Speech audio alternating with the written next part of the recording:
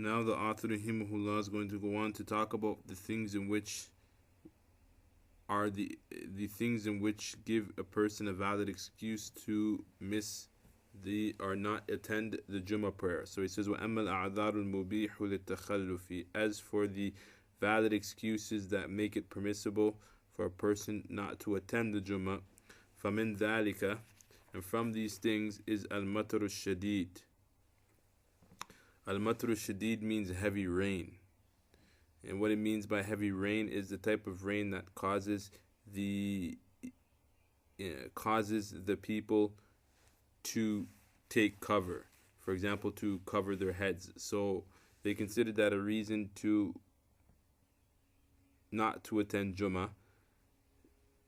In our times, the rule would still apply, but the problem is, for example, we have cars, we have means of transportation, but if the rain is that heavy, then technically speaking, it would be a valid reason for a person not to attend the Jummah prayer. Likewise, snow. So they define that heavy rain is الذي يحمل أواسط الناس على تغطية رؤوسهم. It is that rain that causes people in general to cover their heads, to take cover, open up their umbrellas or run under a building to take cover from the water. Then والوحل الكثير. الوحل الكثير means mud, lots of mud. So for example, in the desert, when there's lots of rain, then lots of sand and lots of rain, then or lots of dirt, then you'd have lots of mud, and going outside would be a very big problem. So in that case, they considered it valid for a person not to go to Jummah, and they usually define it as that type of mud or that type of circumstance that causes schools to close down or marketplaces to close down. So the same rule could apply, for example, snow. For example, places in North America, they get so much snow that school is canceled. Things are shut down. In this case, then it would be permissible for a person not to attend Jummah, because the issue of snow takes the ruling of the mud.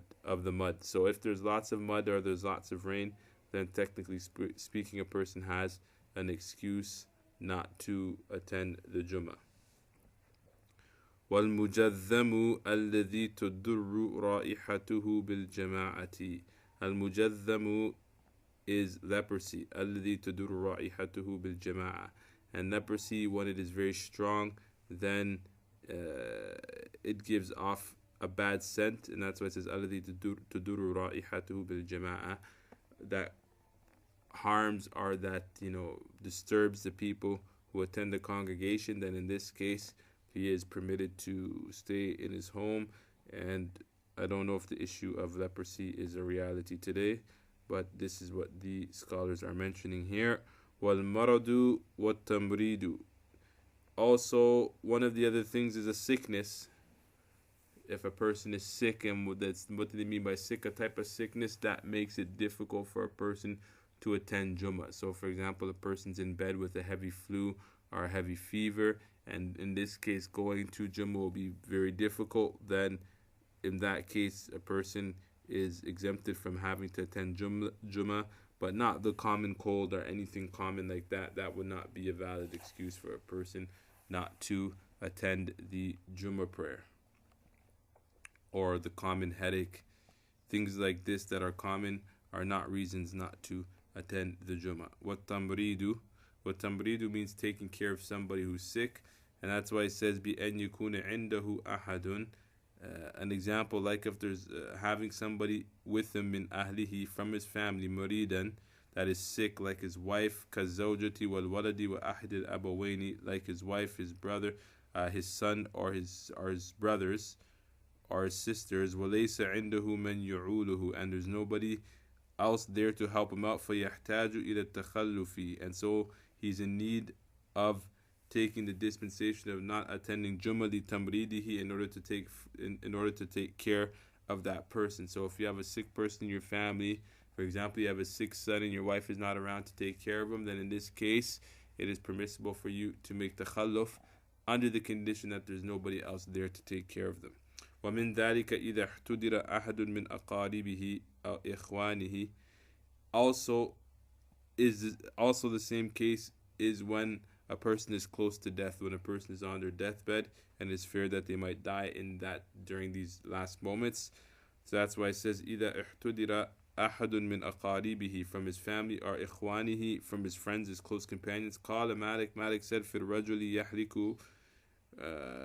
Imam Malik said, in terms of a person who's on his deathbed, يوم الجمعة, on the day of Jum'ati, فَيَتَخَلَّفُ عِنْدَهُ رَجُلٌ مِنْ إِخْوَانِهِ, then a person from his friends or his companions should remain behind. يَنْظُرُ فِي شَأْنِهِ لَا بَأْسَ بِذَلِكَ, he should remain behind to check up on his condition. فَلَا بَأْسَ بِذَلِكَ, yani there's no problem with that, meaning that there's no sin on him for not attending the Jummah and remaining behind.